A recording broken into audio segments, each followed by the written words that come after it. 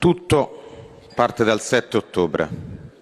Il 6 ottobre il Medio Oriente era una zona di convivenza Tout pacifica, part du 7 con octobre. sporadiche Le 6 tensioni. octobre, le Moyen-Orient Poi était Hamas une ha zone de dichiarato guerra coexistence dagli fronti pacifique avec precipitati. quelques tensions Volete sporadiques. raccontarci Puis questo? Hamas a déclaré la guerre Ancora? et tout s'est effondré à partir de là. Volete dimenticare che gli Vous voulez encore abitanti nous di raconter cela? Gaza, prima di quel Voulez-vous 7 oublier que di les ottobre, habitants de dovevano Gaza, chiedere il avant ce permesso a 7 octobre, Israele devaient per demander la entrare e uscire permission à dalla Israël striscia? pour entrer et sortir de la bande? Volete dimenticare le Voulez-vous oublier les sistematiche violences violenze in systématiques en Cisgiordania, Cisjordanie, où l'armée l'esercito israélienne israeliano escorte che les scorta colons i pour leur coloni per permettre de devolvere voler la les terra ai terres aux palestinesi? Palestiniens?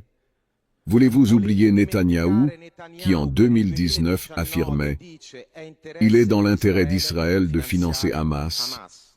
C'est ce que Questo disait diceva Netanyahou. Netanyahu. Volete usare queste parole per dire che sto giustificando il 7 ottobre? Et vous voulez utiliser ces mots pour dire que je justifie le 7 octobre? Tanto il livello di Allez-y, squallore allez-y, de toute façon les niveaux de bassesse politique, morale et intellectuelle que vous atteignez, vous tous, classe dirigeante italienne et européenne, vous condamneront comme complice d'un massacre, d'un génocide et d'un crime inhumain. Vous, ministre Tajani, première ministre Meloni, et oui, le ministre qui était assis à vos côtés auparavant, Salvini, qui a serré la main de Netanyahou alors qu'il tuait et affamait des enfants. Proprement vous. Mais regardez, vous êtes en bonne compagnie, hein?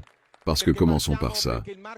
La marque de l'infamie retombera aussi sur les États arabes, qui expriment leur solidarité avec le peuple palestinien, mais uniquement en parole, car ils doivent donner à leurs opinions publiques l'illusion d'une proximité avec la Palestine, mais en réalité, personne ne se soucie vraiment des Palestiniens. C'est un fait. La Jordanie et l'Égypte continuent leurs relations diplomatiques et économiques avec Israël, comme si de rien n'était. Le Qatar joue sur plusieurs tableaux. D'un côté, il héberge Hamas. De l'autre, il offre un avion à Trump qui veut transformer Gaza en Las Vegas sur le cadavre des enfants. L'Arabie saoudite avec son prince Ben Salman, utilise cette situation dans une optique anti-iranienne pour dominer le Moyen-Orient. Le peuple palestinien est destiné à mourir, abandonné par tous, même par ses propres frères. Et pourquoi cela arrive-t-il? Parce que la proximité n'a rien à voir là-dedans. La proximité religieuse non plus. Ici, il y a une question énorme, dévastatrice de classe.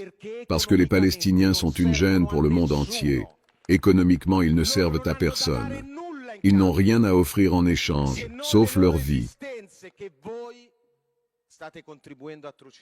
que vous contribuez à anéantir.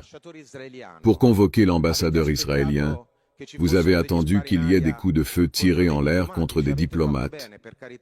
Bravo, bien sûr, mais pour 60 000 morts, vous ne l'avez pas convoqué. Pour 20 diplomates, oui, évidemment diplomates. Pour 60 000 morts, non.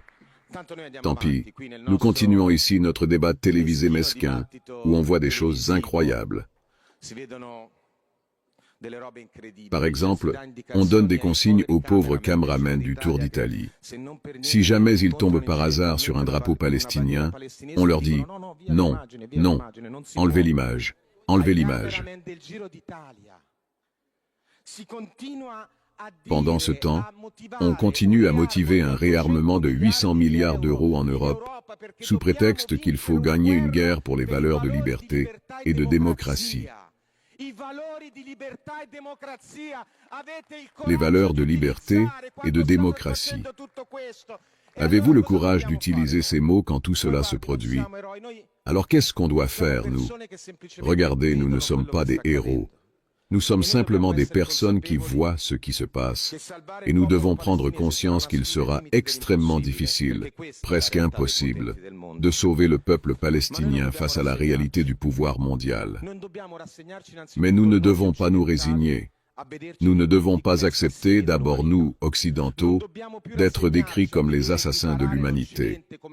Nous ne devons plus accepter de voir l'Occident assimilé à cette partie du monde qui exploite, colonise, transforme les valeurs morales et les valeurs de liberté en un étendard changeant au gré des jours. C'est nous qui devons nous rebeller contre tout cela.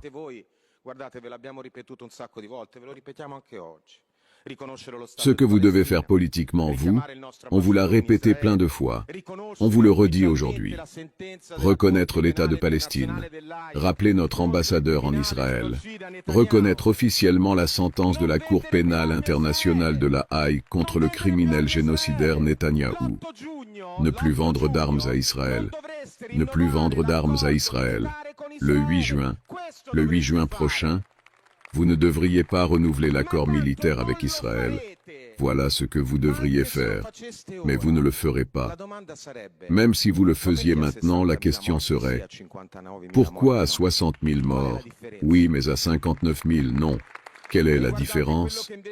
Et regardez ce que vous devriez faire pour votre conscience, moi je ne sais pas. Vous devriez aller trouver, avoir le courage d'aller voir Alam al-Najjar, la pédiatre palestinienne qui, pendant qu'elle travaillait à soigner des dizaines, des centaines de milliers d'enfants chaque jour souffrants, est rentrée chez elle, a cherché désespérément à sauver Rivan, l'un de ses fils, en suppliant les secouristes. « Donnez-le-moi, je m'en occupe !» Rivan était déjà mort et à cet instant précis, elle n'avait même pas encore compris que ses 9 autres enfants étaient également morts. Le 10e, Adam, lutte entre la vie et la mort. Vous devriez avoir le courage d'aller voir la doctoresse Al-Najjar et lui dire ce que vous nous dites depuis 2 ans. Docteur, nous sommes consternés, mais rappelez-vous que tout a commencé le 7 octobre. Nous sommes désolés, mais la bombe qui a tué vos 9 enfants était celle de la seule démocratie du Moyen-Orient. Demandez-lui si elle cachait un terroriste d'Hamas à la maison.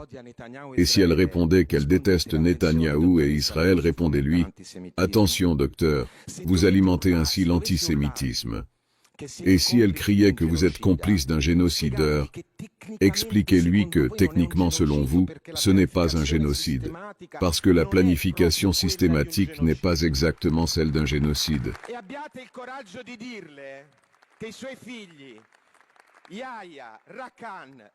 Et osez lui dire que ses enfants, Yahya, Rakan, Rasla, Yubran, Yves, Rivan, Sidine, Lukman, Sidra, sont des dommages collatéraux. Mais vous ne le ferez pas. Saviez-vous ce que vous ferez? Si son frère Adam survit miraculeusement, vous le jugerez pour toute la haine qu'il aura envers vous. Vous le jugerez. Concluez, honorable. Dites que nous sommes exagérés quand nous arborons les drapeaux palestiniens, quand nous hurlons dans les rues génocide. Aujourd'hui, nous ne hurlons pas, nous ne crions pas. Aujourd'hui, nous prononçons 2 mots à voix basse. Juste murmurer. Comme ça, vous ne pourrez rien dire. 2 mots à partir desquels doit repartir toute une partie du monde qui ne veut plus voir cette horreur. Palestine libre.